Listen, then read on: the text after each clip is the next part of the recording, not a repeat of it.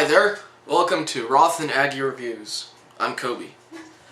So, yes, another review in a span of less than 24 hours. So, yeah, this movie review channel, before I get into the movie review that we're doing today, is gonna be unique in the sense that it's gonna have multiple reviews each day. Now, I'm sure there are other reviewing channels that do this, but I doubt if there are reviewing channels that really specify in the kind of movies that I'm reviewing here. So yes, and today the movie is The Gallows, released in 2015. I'm pretty sure that most of the audience in one way or another remembers the film. It was released last summer, and it was very popular with young people. And it was quite well known among the people who are, huge fans of the found footage genre, which I am part of. I love found footage. Just something about it that I like. Maybe it's because I grew up with the found footage genre. But yeah, let's talk about The Gallows, 2015. The movie is essentially about a high school play. And a high school play that has a high significance to the story and all the characters. So let's begin with where the story starts. As the story is about Charlie, 18-year-old high school senior who's participating in a high school play of The Gallows, and he's playing one of the characters, and he gets hung in the play, and in the movie, but not in real life. Not like here, like we're talking. In the movie, he gets hung. The character actually dies from prop malfunction, and the movie has a huge twist that I'm sure some people watching this video know because they might have either have the DVD. I'm not sure if it's been released on DVD or Blu-ray. And some people have maybe have viewed it on, watched it at the cinemas last summer. But yeah, for some of you, you know this twist, and I'm not going to give away the spoiler, the main one.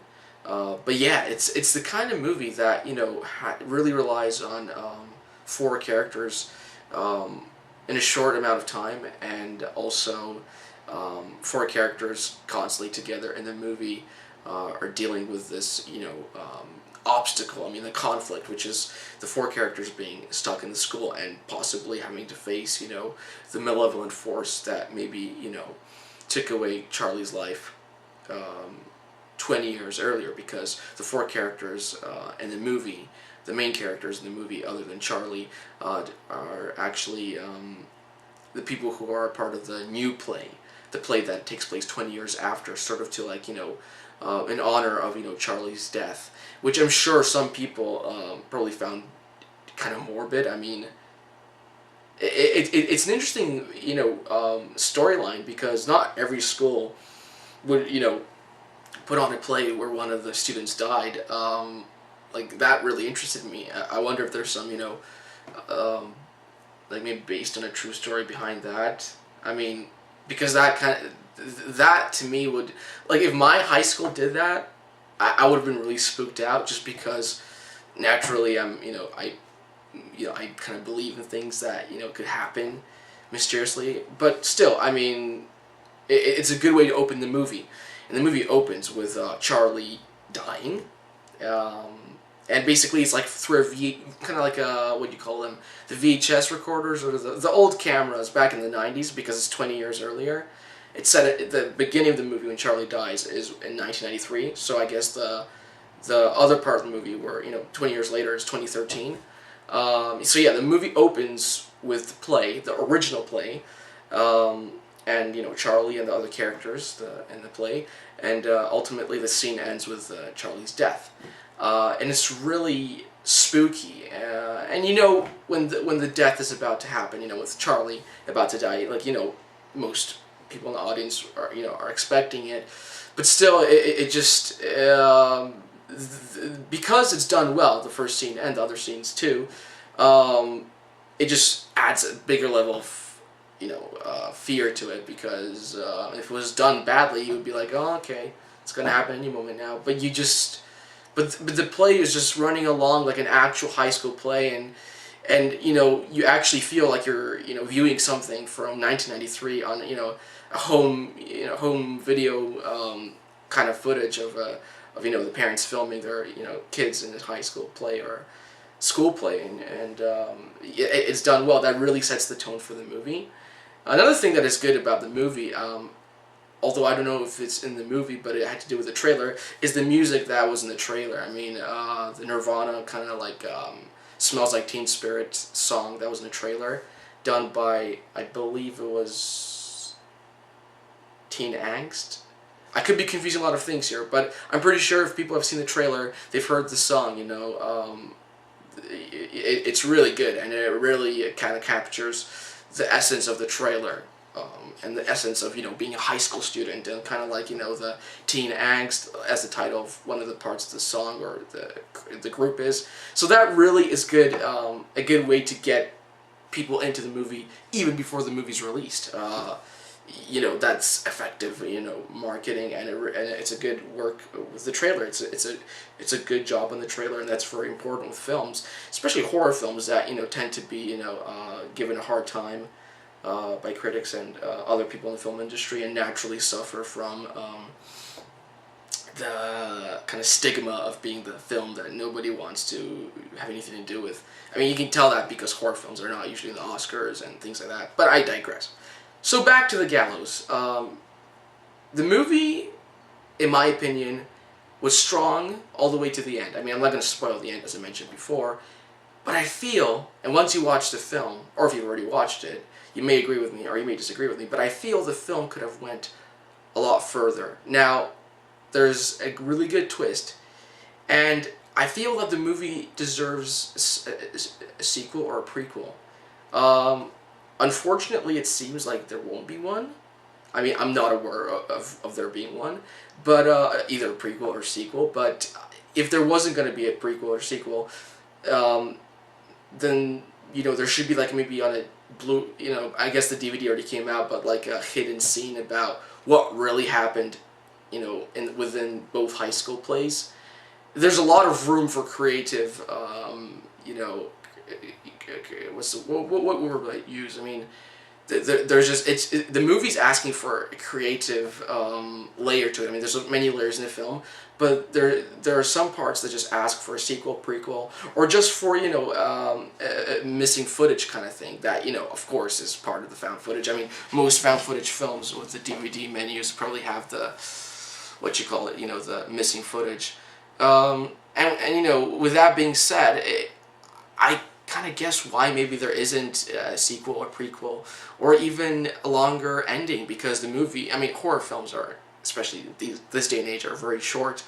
Probably why they're not usually liked, because when they're short, they're more likely to be either perceived as cliche or actually be cliche, depending what opinion people have. But yeah, The Gallows really is a poster child for, or poster boy for, what you call it, for the kind of movie that could have went a lot further. It really defines that the horror genre is not appreciated and misunderstood, and actually, you know, maybe it was deliberately done that way, because, like, if you think about it with the Oscars, like I mentioned before, you know, if horror films are not in the Oscars, there probably is a big reason, and it's probably because it's kind of an exclusive, you know, film. It's a bit like an analogy with amusement park rides.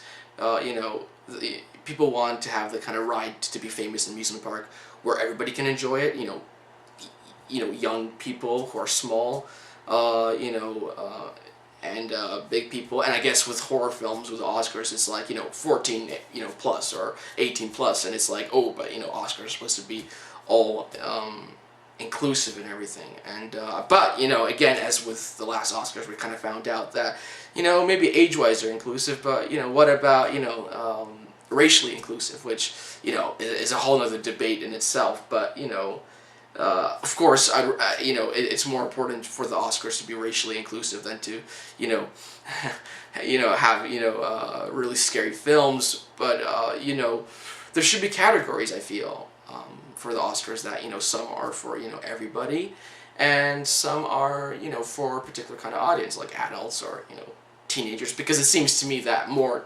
teenagers are into horror films than adults are. I mean, I just feel it's a natural thing. It's the kind of thing, you know, you're too young to watch if you're 13 or 12, so, you know, you just either sneak into a theater like I used to do. I mean, or you do it on, you watch them online, or, you know, because it's a quick thrill when you're 12 or 13 years old to, you know, find a film that you can't really watch, but then you're like, I found a way to watch it, and in your face kind of thing. Then, if, you know, it's the kind of thing that young people like, and, you know, horror films are good for young people. They, you know, they're full of action, they have comedy in them, and, you know, the Gallows, I'm gonna say right now, there's one character that just can't maybe, even right now, like, I'm thinking of the way he would talk, and it was just so funny. So yeah, horror films are great for teenagers because, you know, they're scary.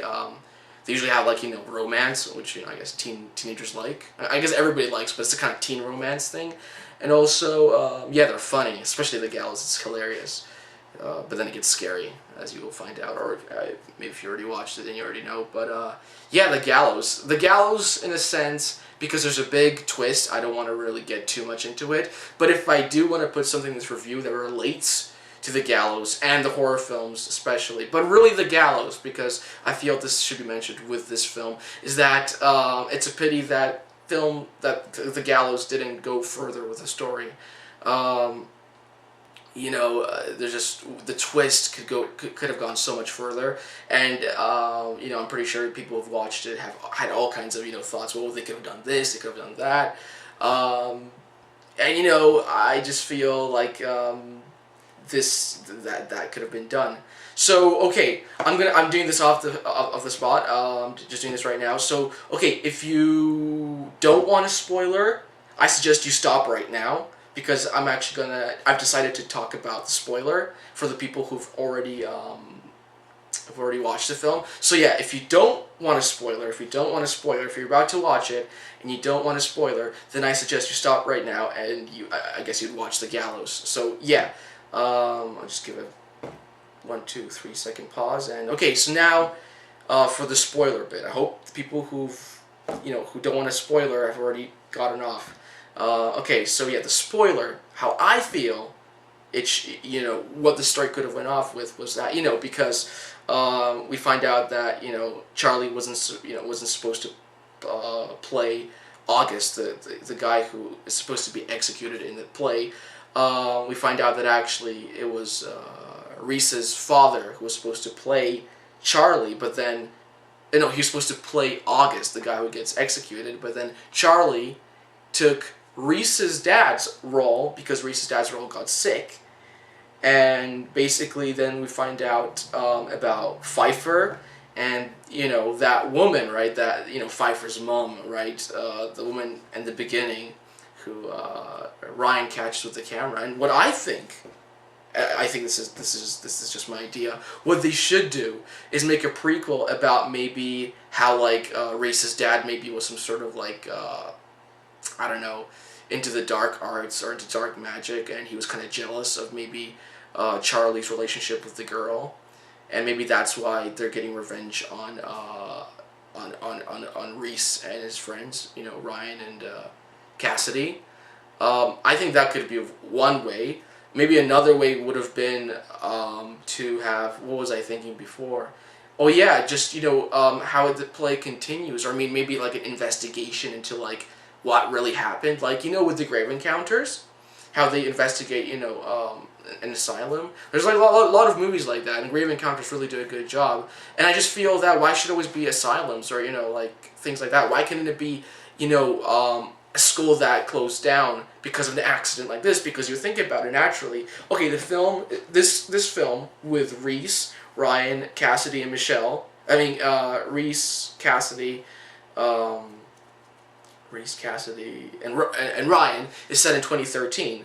So how about if the story is like the sequel is, you know, Pfeiffer and her mom, like, go missing, and they're supposed to be suspects, and the whole town is, like, unsure of, you know, where Charlie is, or if whatever, you know, if Charlie's an entity or if he is a zombie or whatever he is.